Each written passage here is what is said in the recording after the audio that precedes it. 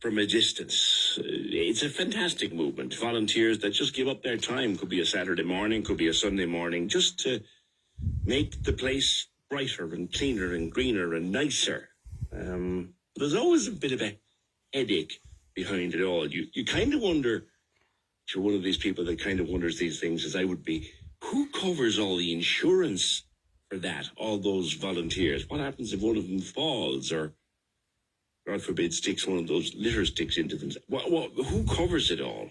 And is it a bit of a headache? And I expect that it is. It was, at least, because there's a new plan in place now to take this burden away from the volunteers. Tom Butler of Ballincollig Tidy Towns joins me, and indeed a recent recipient of the Cork Person of the Month Award. Congratulations, Tom. Good morning to you. Good morning, PJ, and thank you very much. Delighted for you when I saw it, because you've done a lot of work out there in Ballincollig over the years. Insurance has always been a thing. Like, you'd watch the groups, you'd watch the volunteers around and wonder, who covers that insurance? What has happened of late to make it easier? Well, first of all, PJ, as a Ballincollig, we've always put insurance in place ourselves, right? We've sourced it, and we've always made sure that our volunteers and all our activities that we have carried out, we've got public liability insurance, etc. on it. It's something that we would have been very kind of strict on. But this new system that has come into place now, it's very new to all of us. We haven't got the exact details of it yet. One of the things that we would be just slightly concerned about is that it says in it that it's for groups carrying out local authority supported tidy towns activities. Yeah. Now, that could be to bring it down, that is to do with city councils or county councils. But there's a lot more of activity that tidy towns do that are not specifically tied in with the local authority. So that just the fine tuning or the fine print needs to be looked at. Sure. And like at the moment, we've got no details of this, and we've actually just paid our insurance for our public liability, etc. for the coming 12 months ourselves. It is important to have it, to have insurance, and that's why we've always done it. No matter what events we have, we know that we're covered. Yeah. One assumes the fine tuning will be done. Like, what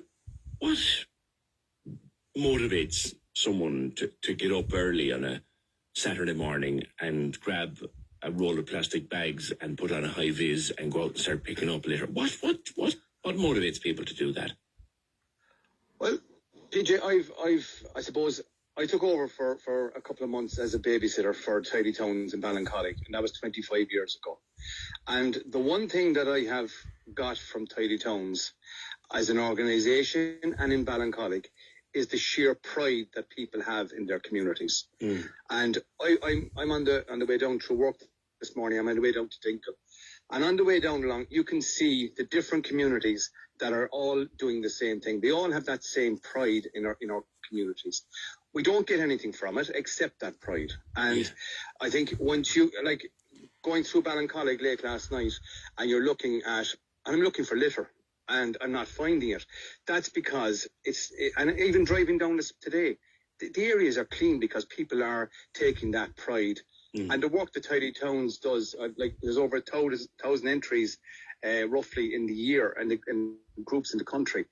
Those 1,000 groups, the work that they have done within their communities, if they weren't there, local authorities and are not in a position to do what we do.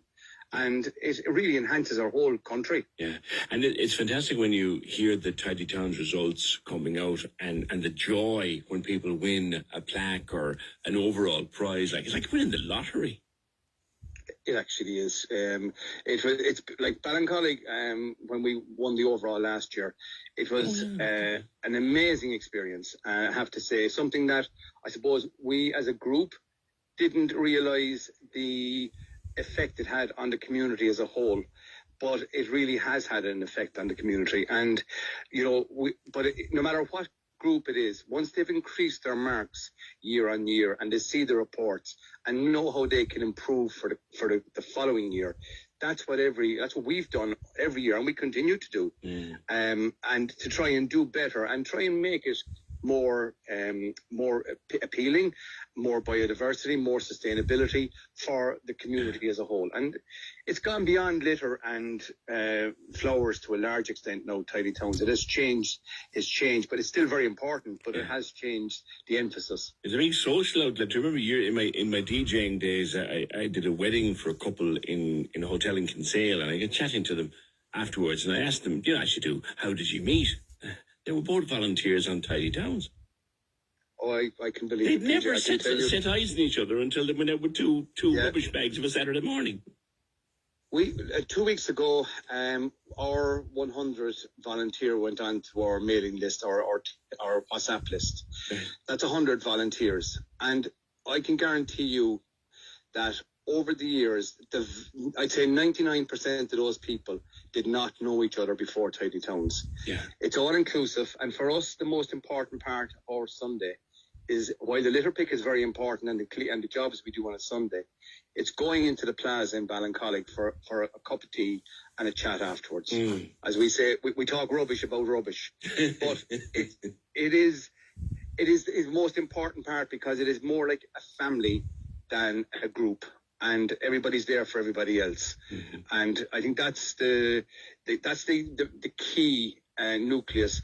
Nobody has anything really to gain from this, and we all walk out of there feeling a lot prouder of our community and every community in the country. Yeah. If anybody wants to get involved, do they just look up tidytowns.ie, or do they go to their local volunteers? Nearly every community has their own, whether it's their own little website or their Instagram or whatever. But in Ballincollig, we have our own website, and we meet every Sunday morning at 11 o'clock at Quish's car park at the western side, and it's an hour. We tie it down to 1 hour on a Sunday morning, and it's amazing. We get everywhere from Caragron to classes done on a Sunday morning, and it's a great bit of, there's fresh air, but you're getting something out of it. You're seeing the results of what you're doing, Indeed. And who knows who you might meet when you get involved. Tom, thank you, Tom Butler of Ballincollig Tidy Towns, and there are many Tidy Towns groups around the city and around the county and around the country. Well done to everybody who gets up on a Saturday morning or a Sunday morning and goes about that, because it's good work that you do, and well done to all. Cork's 96 FM.